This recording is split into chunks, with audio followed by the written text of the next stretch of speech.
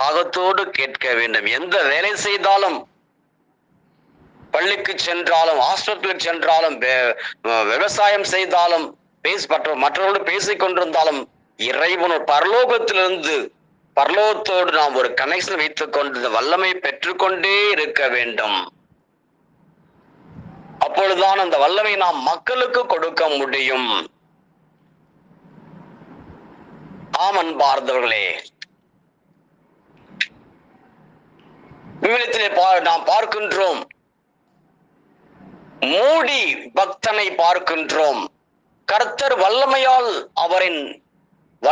அவரை பயன்படுத்தினார்.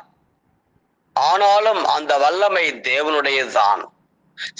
சார்லஸ் பின்னி ஆண்டவர் வல்லமையாக அவரை பயன்படுத்தினார். அந்த வல்லமை கடவுளுடைய வல்லமை. மார்ட்டின் லூதர் என்பவரை ஆண்டவர் வல்லமையாய் பயன்படுத்தினார். ஆனாலும் அந்த வல்லமை தேவனுடையதே. ஆக அன்பார்ந்தவர்களே, நாம் இந்த உலகத்திலே வாழ்கின்றோம்.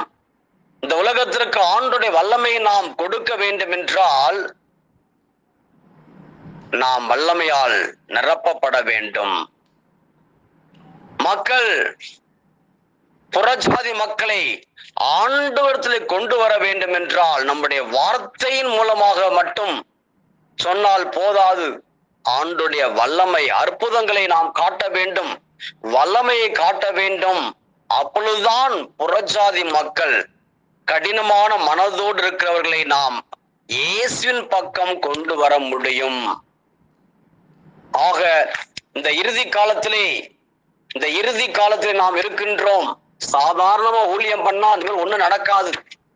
சாதாரணமா ஊழியம் பண்ணிக்கிருந்தா நம்ம மக்களை நாம் ரட்சிப்புக்குள் வழிநடத்த முடியாது. மாறாக அற்புதங்களை செய்கிற வரத்தை நாம் ஆண்டவரிடத்திலே பெற்றுக்கொள்ள வேண்டும். அற்புதங்களை செய்யக்கூடிய வல்லமை, ஒரு அற்புதம் 1000 பிரசங்கங்களை விட மிகவும் வல்லமை மிக்கது. அன்பார்ந்தவர்களே, ஒரு எழுப்புங்க, உயிரோடு செத்து மரித்தவரை உயிரோடு எழுப்புங்க பார்க்கலாம். அது 1000 பிரசங்கங்களை விட வல்லமை மிக்கது. கூடனை பார்க்க ஆண்டவரிடத்தில் ஜெபித்து அவரை பார்க்க வையுங்க, அது 1000 பிரசங்கங்களை விட வல்லமை மிக்கவை.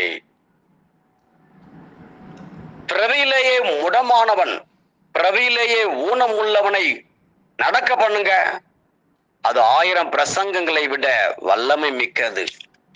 ஆக இந்த இறுதி காலத்தில் நாம் ஆண்டவரிடத்தில் என்ன கேட்கணும்? ஆண்டவரே நிரப்புங்க, அற்புதங்களை செய்யக்கூடிய வல்லமையால் நிரப்புங்க என்று கேட்கணும். சாதாரண ஊழியம் பண்ணதெல்லாம் போதும். ஏதோ ஒரு பரலோக ஜெபம், ஒரு அருள்த மரியா ஜெபம் சொல்லிட்டு தீர்த்தத்தை தெளிச்சுட்டு வர்றது வந்த காலம் இனிமேலாம் அதெல்லாம் இல்ல. அப்படிலாம் இனிமேல் ஊழியம் பண்ண முடியாது. இனிமேல் வல்லமையாக அற்புதங்களை மக்களுக்கு காட்டக்கூடியவர்களாக நாம் வாழ ஆண்டவர் நம்மை அழைக்கின்றார். ஒரு முறை ஒரு பெரிய அரங்கத்திலே ஒரு ஊழியர் கூட்டங்களை நடத்தி கொண்டிருக்கிறார். ஆயிரக்கணக்கான மக்கள் அங்க இருக்கிறாங்க. கூட்டத்தின் முடிவிலே அந்த ஊழியக்காரர் சொல்றாரு, 50 பேரா வரிசையா நில்லுங்க என்று சொல்லுகிறார். அப்படி அவர்கள் 50 பேரா வரிசையா நிக்கிறாங்க. ஒவ்வொரு வரிசையிலையும் போய் இவர் சொல்றாரு, இயேசுவின் நாமத்தில் என்று கையை உயர்த்துகிறார். ஒவ்வொரு வரிசையிலையும் போய் அப்படி சொல்லும் பொழுது அந்த 50 பேரும் அப்படியே தேவ வல்லமையினால் நிரப்பப்பட்டு மயங்கி விழுகின்றார்கள். அடுத்த 5 நிமிஷத்துல அவர்கள் எழும்பி செல்கிறார்கள். அது மட்டுமல்ல, அந்த 50 பேர்ல யாரு நோய்வாய்ப்பட்டிருக்கிறார்கள் அவர்கள் சுகத்தை பெறுகிறார்கள், சமாதானத்தை பெறுகிறார்கள். சமாதானத்தை, ஆரோக்கியத்தை பெற்றுக் கொண்டு செல்வதை பார்க்கிறார்கள். அது அவர் தனியா இருக்கும்போது கேட்டாங்க, எப்படி இந்த வல்லமை உங்களுக்கு கிடைச்சது அப்படி கேட்கும் பொழுது அவர் சொன்னாராம், நான் இந்த வல்லமைக்காக பல வருடங்களாக இயேசுவிடத்திலே ஜெபித்தேன். இந்த வல்லமையால் இந்த வல்லமையினால் என்னை நிரப்புங்கப்பா என்று அவர் பல வருடங்களாக இரவும் பகலுமாக ஜெபித்தாராம். அப்படி ஜெபித்ததனால் ஆண்டவர் அவருக்கு அந்த வல்லமை கொடுத்திருக்கிறார். சாதாரணமா அல்ல. ஆக நாமும் இரவும் பகலும் உபவாசம் இருந்து விடாப்பிடியாக இருந்து இயேசுவத்தை ஜெபிக்க வேண்டும், ஜெபித்து பெற்றுக்கொள்ள வேண்டும். புறஜாதி மக்களை இயேசுவிடத்துல கொண்டு வர வேண்டும். இயேசுனாலுமே கோபத்தில் இருப்பாங்க, அவர்களை நாம் மாற்ற முடியும். ஆக வல்லமை, அற்புதங்களை செய்கிற வல்லமை நமக்கு தேவை. அன்பார்ந்த சகோதர சகோதரிகளே, ஆக இந்த உலகத்திலே தீ ஆவியை கூட செயல்பட்டு கொண்டிருக்கிறான். ஆக நாம் கடவுளுடைய ஆவியால் நிரப்பப்படும் பொழுது, வல்லமையால் நிரப்பப்படும் பொழுது, அந்த தீ ஆவியினுடைய செயல்களை நம்மால் முறியடிக்க முடியும், எதிர்த்து நிற்க முடியும். அவன் வீழ்ந்து போன ஒரு சாத்தான், பரலோகத்திலிருந்து வீழ்ந்து போன ஒரு சாத்தான். அதுதான் உண்மையான பலம், உண்மையான வல்லமை என்று மக்கள் நம்பி ஏமாந்து கொண்டிருக்கிறார்கள். அப்படிப்பட்டவர்கள் முன்பாக நாம் கடவுளுடைய வல்லமையால் நிரப்பப்பட்டு ஆண்டவரை மக்களுக்கு கொடுக்க வேண்டும். எண்ணிக்கை புஸ்தகம் 23:23 சொல்லுகிறது, யாக்கோப்புக்கு எதிரான மந்திர மாயம் ஏதுமில்லை, இஸ்ரேலுக்கு எதிரான குறிக்கோரல் யாதுமில்லை. ஆக முதலாவது காரியம் அசுத்த ஆவிகள் மேல் வல்லமை. முதலாவது அசுத்த ஆவிகள் மேல் வல்லமை. திருத்துதர் பணி 10:38, கடவுள் நாசரேத்து இயேசுவின் மேல் தூய ஆவியாரின் வல்லமையை பொழிந்தருளினார். கடவுள் அவரோடு இருந்ததால் அலகையின் கொடுமைக்கு உட்பட்டிருந்த அனைவரையும் அவர் விடுவித்து எங்கும் நன்மை செய்து கொண்டே சென்றார். ஆக இயேசுவுக்கு இந்த வல்லமை இருந்தது, தீ ஆவியின் மேல் வல்லமை. அதற்கு காரணம் என்ன? கடவுள் அவரோடு இருந்தார், தேவனுடைய வல்லமையால் நிரப்பப்பட்டிருந்தார். ஆக அதான் ரகசியம். அன்பார்ந்தவர்களே, நாமும் அப்படிப்பட்ட வல்லமையால் நிரப்பப்பட்டிருக்கும் பொழுது அசுத்த ஆவிகளை நம்மால் ஜெயிக்க முடியும். ஏன் இந்த காலத்துல எல்லாம் ஜெபிக்கிறாங்க, அந்நிய பாஷை பேசுறாங்க, ஆனா பில்லிசுனை கட்டுனா பயமும், மந்திரவாதம்னா பயமும். ஆக நாம் பயப்படக்கூடாது. வல்லமையால் நிரப்பப்பட்டு சாத்தானை எதிர்க்க வேண்டும். சாத்தானுடைய எல்லா செயல்களுக்கும் எதிர்த்து நிற்க வேண்டும். அப்படி வாழ ஆண்டவர் நம்மை அழைக்கின்றார். இயேசு 30 வயதான பொழுது அவர் ஞானஸ்தானம் பெறும் பொழுது என்ன ஆச்சு? அப்ப ஆண்டவருடைய வல்லமை அவர் மேல் வந்து இறங்கியது. வானம் திறக்கப்பட்டது, புறாவை போல அவர் மேல் அபிஷேகம் இறங்கியது, ஆவியானவர் இறங்கினார். அதான் நமக்கு இந்த நாளில் ஆண்டவர் கொடுக்கிறார். வல்லமையை பெற்றுக்கொள்ளுங்கள், பெற்றுக்கொள்ளுங்கள், பெற்றுக்கொள்ளுங்கள். இந்த நேரத்திலே ஆண்டவருடைய வல்லமையை எல்லோரும் இறங்குவதாக. இன்னும் யாரும் சொல்லக்கூடாது, எங்களுக்கு எதிராக யாரோ பில்லிசினை வச்சுட்டாங்க, யாரோ மந்திரவாதம் பண்ணிட்டாங்க, யாரோ ஏவல் பண்ணிட்டாங்க. இப்படிப்பட்ட வார்த்தைகள் நம்முடைய வாயிலிருந்து வரவே கூடாது. ஆண்டவர் உங்களை வல்லமையால் நிரப்புகிறார். அசுத்தாவிகளை ஜெயிப்பதற்கு ஆண்டவர் வல்லமை தருகிறார். பெற்றுக்கொள்கள். Receive the anointing in the name of Jesus. ஏசாயா புஸ்தகம் 61:1-3 வரை பார்க்கிறோம். ஆண்டவராக என் தலைவரின் ஆவி என் மேல் உள்ளது, ஏனெனில் அவர் எனக்கு அருள் பொழிவு செய்துள்ளார்.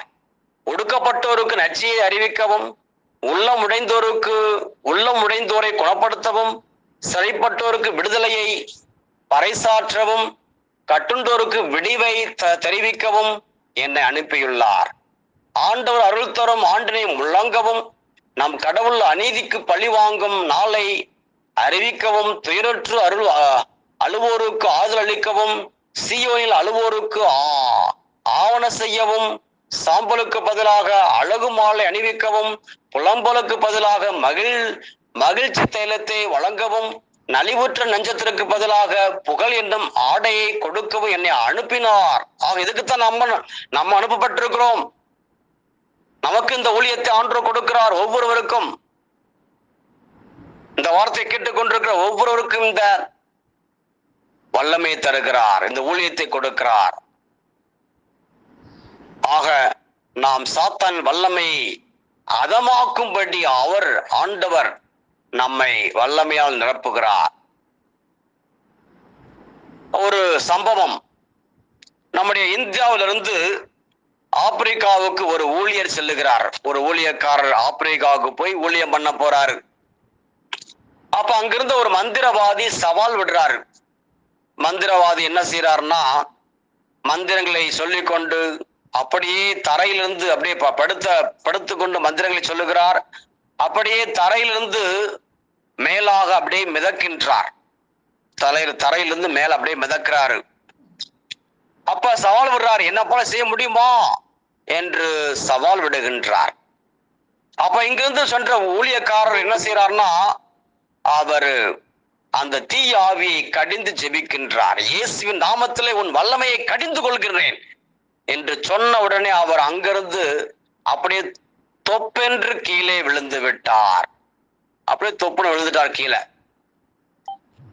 அப்ப உண்மையான கடவுள் யார் என்று தெரிந்து விட்டது.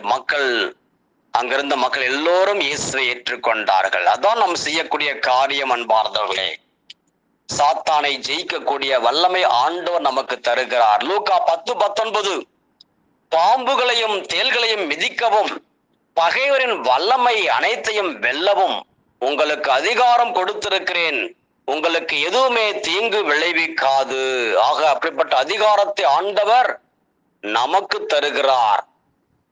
மத்தேயு 10:1, இயேசு தம் சீடர் 12 வரையும் தம்மிடம் வரவழைத்தார். தீய ஆவிகளை ஓட்டவும் நோய் நொடிகளை குணமாக்கவும் அவர்களுக்கு அதிகாரம் அளித்தார். ஆக அதிகாரம் நமக்கு கொடுக்கிறார். மார்க் 16:17, நம்பிக்கை கொண்டோர் பின்வரும் அரும் அடையாளங்களை செய்வர், அவர்கள் என் பெயரால் பேய்களை ஓட்டுவர், புதிய மொழிகளை பேசுவர். ஆக பேய்களை ஓட்டுவதற்கு அதிகாரத்தை கொடுக்கிறார் ஆண்டவர் இயேசு. திருப்பாடல் 91:13, சிங்கத்தின் மீதும் பாம்பின் மீதும் நீர் நடந்து செல்வீர், இளஞ்சிங்கத்தின் மீதும் விரியன் பாம்பின் மீதும் நீர் மிதித்து செல்வீர். ஆகவே எல்லாம் தீய ஆவியுடைய அறிகுறிகள். பாம்பு, சிங்கம், விரியன் பாம்பு எல்லாம் தீய ஆவியினுடைய தீய ஆவியினுடைய அறிகுறிகள். ஆகவே இவற்றை நாம் வெல்வதற்கு ஆண்டவர் நமக்கு சக்தியை, பலனையும் அபிஷேகத்தையும் கொடுக்கிறார். நாம் ஒவ்வொரு நாளும் பெற்றுக்கொண்டே இருக்க வேண்டும். இரண்டாவது காரியம், அற்புதங்களை செய்கிற வல்லமை. முதலாவது அசுத்த ஆவிகள் மீது வல்லமை, இரண்டாவது அற்புதங்கள் செய்கிற வல்லமை. திருப்பாடல்கள் திருத்துதர் பணி 14:3, ஆயினும் அவர்கள் அங்கு பல நாள் தங்கி ஆண்டவரை பற்றி துணிவுடன் பேசினார்கள், ஆண்டவரும் தம் அருள் செய்திக்கு சான்றாக பல அடையாளங்களையும் அருஞ்செயல்களையும் அவர்கள் வழியாக செய்தார். ஆக கடவுள் அந்த திருத்துதர்கள் வழியாக, அப்போஸ்தலர்கள் வழியாக அடையாளங்களையும் அருஞ்செயல்களையும் ஆண்டவர் செய்கின்றார். ரோமையர் 15:18, பிற இனத்தார் தமக்கு கீழ்ப்படியும் பொருட்டு கிறிஸ்து என் வழியாய் சொல்லாலும் செயலாலும் அரும் அடையாளங்கள் அருஞ்செயல்களின் வல்லமையாலும் கடவுளின் ஆவியின் வல்லமையாலும் செய்து முடித்தவற்றை தவிர வேறெதையும் பற்றியும் நான் துணிய மாட்டேன் என்று பவுலடியார் சொல்லுகிறார்.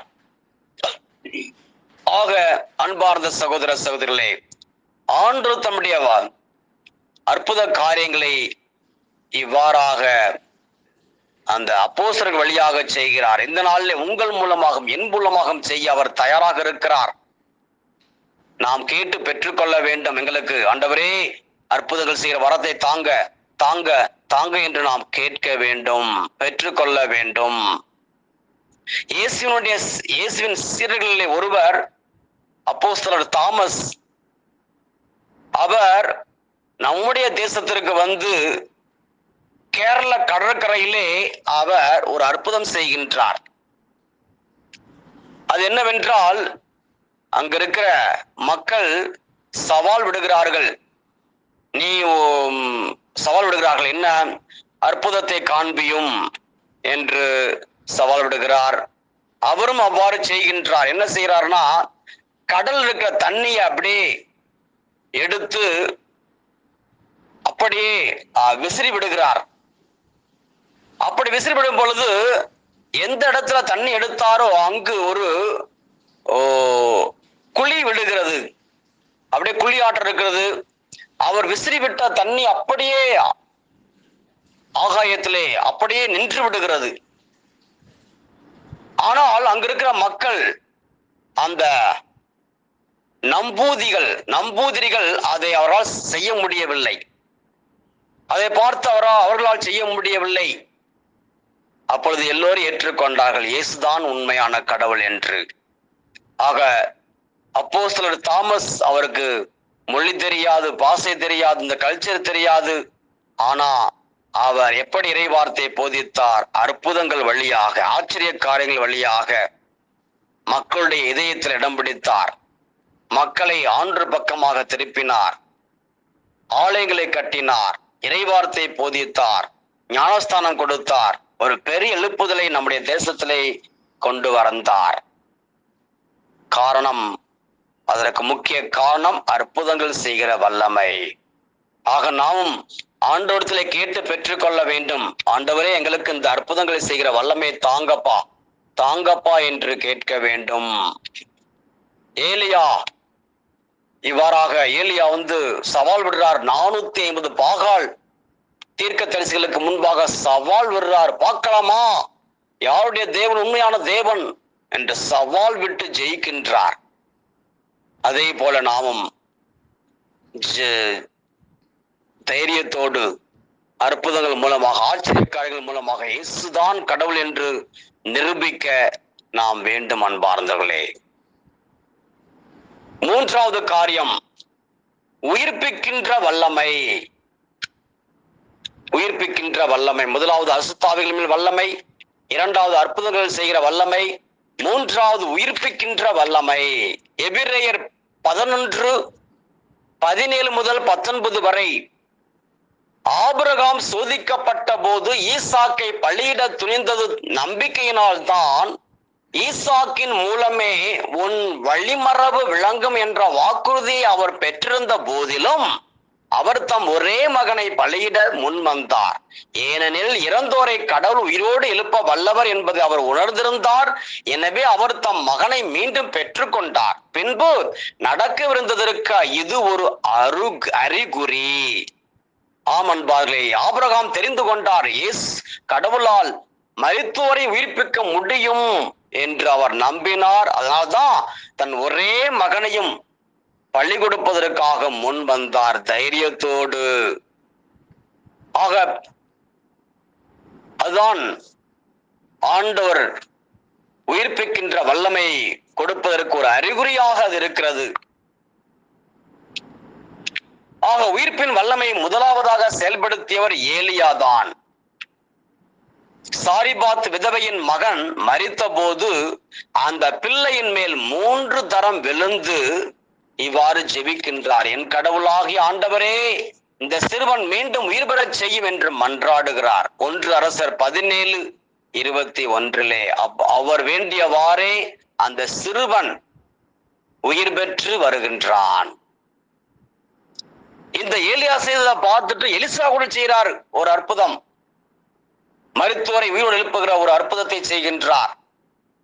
2 அரசர்கள் 4:34 பார்க்கிறோம். பின்பு படுக்கையின் மேல் ஏறி வாயோடு வாயும் கண்களோடு கண்களும் கைகளோடு கைகளும் வைத்து பிள்ளையின் மேல் படுத்தார். உடனே பிள்ளையின் உடம்பில் சூடு ஏறியது.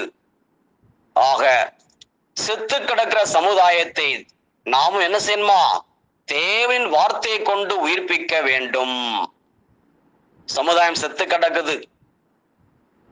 எப்படி செத்து கிடக்குது? விக்கிரக ஆராதனைகள், ஆட்டையும் மாட்டையும் பாம்பையும் மரத்தையும் வணங்கி கொண்டிருக்கிற மக்கள் செத்து கிடக்கிற சமுதாயமாக இருக்கிறது. அப்படிப்பட்ட மக்களுக்கு நாம் உயிர் கொடுக்க வேண்டும். இறைவனுடைய வார்த்தையை கொடுத்து உயிர் கொடுக்க வேண்டும். anoint the world with the word என்று சொல்லுவார்கள். கிறிஸ்துராஜ் அடிக்கடி சொல்வார். தூய ஆவியின் சபையினுடைய ஸ்தாபகர், anoint the world with the word. இந்த உலகத்தை இயேசுவின் வார்த்தையால் நாம அபிஷேகம் பண்ணணும். ஆக இப்படியாக நாம் இறை வார்த்தை மக்களுக்கு கொடுத்து, உலகத்திற்கு கொடுத்து உயிர்ப்பிக்க வேண்டும். திருவெளிப்பாடு 1:18, வாழ்பவரும் நானே, இறந்தேன் ஆயினும் இதோ என்றென்றும் வாழ்கின்றேன், சாவின் மீதும் பாதாளத்தின் மீதும் எனக்கு அதிகாரம் உண்டு என்று இயேசு சொல்லுகிறார். ரோமேர் 8:11, மேலும் இந்த இயேசுவை உயிர்த்தெழச் செய்தவரின் ஆவி உங்கள் குடிகொண்டிருந்தால் கிறிஸ்துவை உயிர்த்தெழச் செய்த அவரே உங்கள் குடிகொண்டிருக்கும் தம் ஆவியினாலே சாவுக்குரிய உங்கள் உடல்களையும் உயிர் பெறச் செய்வார். ஆக உயிர்ப்பிக்கிற வல்லமை நாம் பெற வேண்டும் அன்பார்ந்தவர்களே. உயிர்ப்பிக்கிற வல்லமை, மரித்தோரை உயிரோடு எழுப்புகிற வல்லமை. அது மட்டுமல்ல, சோர்வாக இருக்கிறவர்களுக்கு இறைவார்த்தை கொடுத்து அவர்களுக்கு உற்சாகத்தை கொடுக்கக்கூடிய வல்லமை. பாவத்தில் இருப்பவர்களுக்கு இறைவார்த்தை கொடுத்து பரிசுத்த மார்க்கத்திலே வழிநடத்தக்கூடிய வல்லமை. தீய பழக்க வழக்கங்கள் இருக்கிறவர்களுக்கு இறைவார்த்தை கொடுத்து இயேசுவின் வழியிலே கொண்டு வருகிற வல்லமை நாம் பெற்று, உயிர்ப்பிக்கிற வல்லமை நாம் பெற்று, சமுதாயத்திற்கு நாம் ஆசீர்வாதமாக வாழ ஆண்டவர் நம்மை அழைக்கின்றார். ஹல்லேலூயா, பிரைஸ் தி லார்ட். ஆக அன்பார்ந்தவர்களே, நாம் இறைவனுடைய வல்லமையை பெற்று வாழ வேண்டும் என்று ஆண்டவர் விரும்புகின்றார். அதற்காக வாஞ்சிக்க வேண்டும், அதற்காக வாஞ்சியோடு கேட்க வேண்டும். கேட்கிற எவனும் பெற்றுக்கொள்வான் என்று வேதம் சொல்லுகிறது. கேளுங்கள் கொடுக்கப்படும், தட்டுங்கள் திறக்கப்படும் என்று சொல்லுகிறார் இயேசு. ஆதலால் நாம் தீ ஆவிகள் மேல் வல்லமை நமக்கு ஆண்டவர் தருகிறார் இந்த நாளிலே. இரண்டாவதாக நாம்